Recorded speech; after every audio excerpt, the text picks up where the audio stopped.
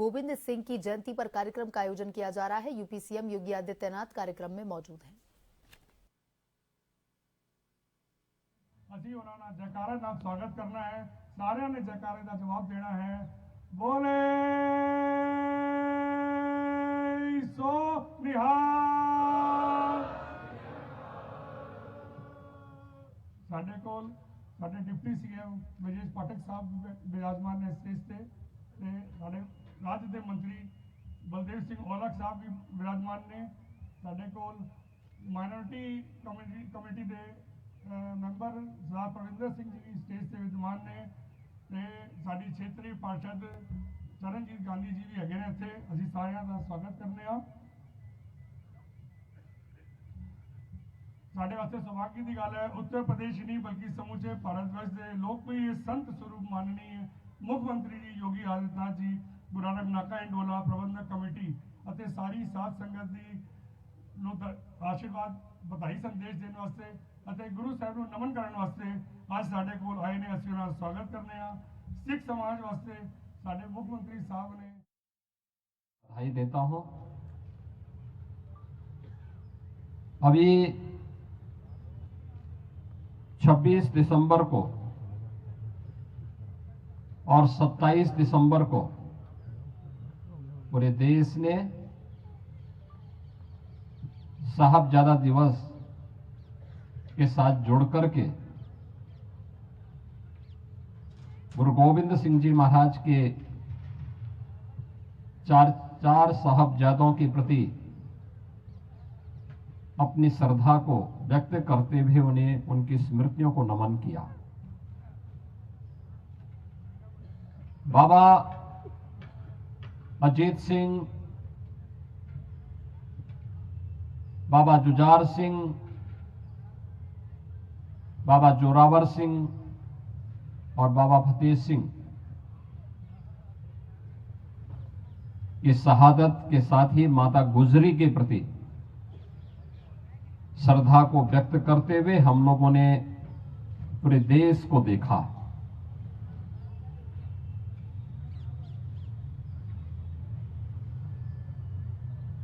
ये ठीक ही कहा गया है कि गुरु गोविंद सिंह जी महाराज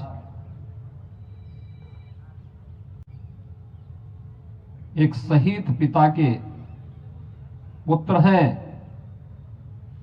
और शहीद पुत्रों के पिता भी हैं।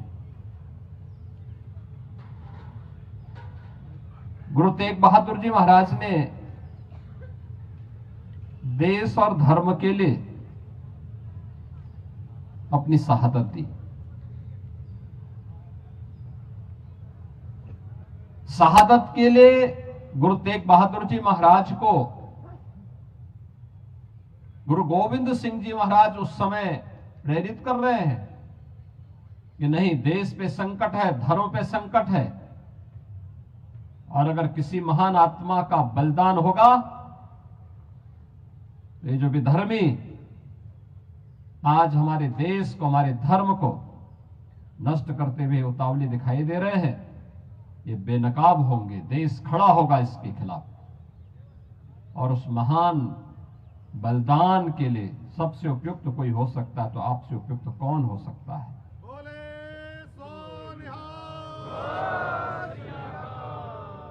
और इसीलिए कहा गया है गुरु तेग बहादुर जी महाराज अपना शीश दिया लेकिन भारत की शीश को बचा दिया। कश्मीर बच गया। कश्मीर भारत का हिस्सा है, आज भी है।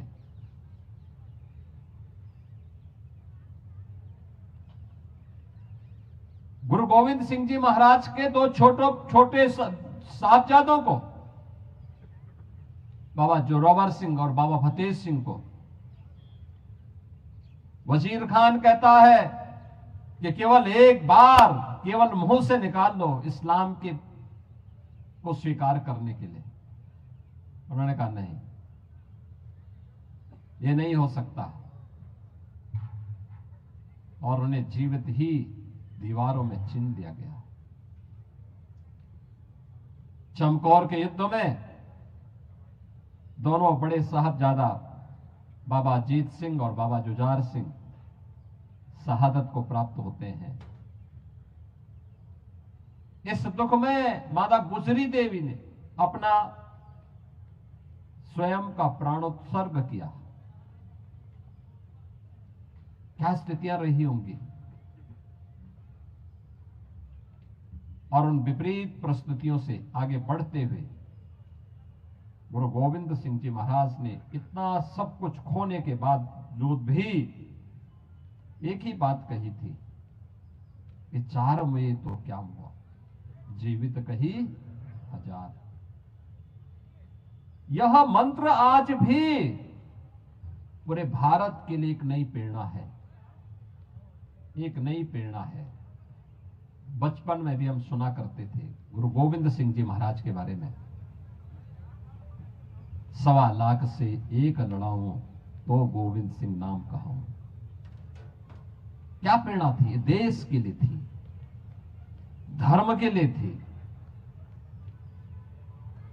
और उसी गुरु परंपरा के प्रति श्रद्धा का यह भाव हम सबको सदैव एक नया जीवन देता है, एक नई प्रेरणा प्रदान करता है, एक नई ऊर्जा का संचार करता है, हमें आगे बढ़ने के लिए प्रेरित करता है। गुरु गोविंद सिंह जी महाराज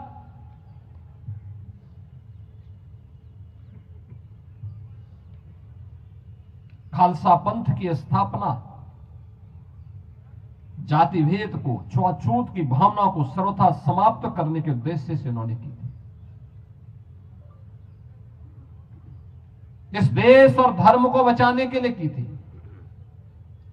सकल जगत में खालसा पंथ गाजे, जगे धर्म हिंदू सकल भंड भाजे का उद्घोष करके उस समय की विधर्मी ताकतों को उन्होंने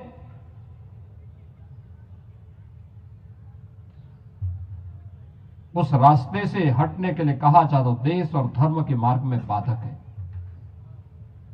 और इसीलिए हम लोग आज भी कहते हैं, बार बार इस बात को कहते हैं, याद करना सिख गुरुओं ने जो परंपरा डाली, गुरु नानक देव जी से लेकर के गुरु अर्जुन देव जी से लेकर के गुरु तेग बहादुर जी महाराज और गुरु गोविंद सिंह जी महाराज तक सिख गुरुओं का ये गौरवशाली इतिहास एक नई प्रेरणा प्रदान कर रहा है। हम सबको एक नई प्रेरणा प्रदान कर रहा है। गुरु गोविंद सिंह जी महाराज के कभी विचित्र नाटक को एक बार अध्ययन तो करो, पता लगेगा कैसा दिव्य महापुरुष था, जो अपने पूर्व जन्मों के बारे में भी अवगत करा रहा है, उन सभी स्थितियों के बारे में हम सबको अवगत करा रहा है, जिनको देख करके रोंगटे खड़े होते हैं। आज भी हम लोग बड़ी श्रद्धा के साथ उन भावों को देखते हैं, समझते हैं, और ये हमारा दायित्व बनता है एक लंबी यात्रा के लिए उससे हम प्रेरणा प्रदान करें। आज का ये प्रकाश पर्व उसी प्रेरणा का एक दिवस है, जब हमें सिख गुरुओं के त्याग से, उनके बलिदान से, उनके कृतित्व से एक नई प्रेरणा प्राप्त होती है। और ये तो लखनऊ का सौभाग्य है।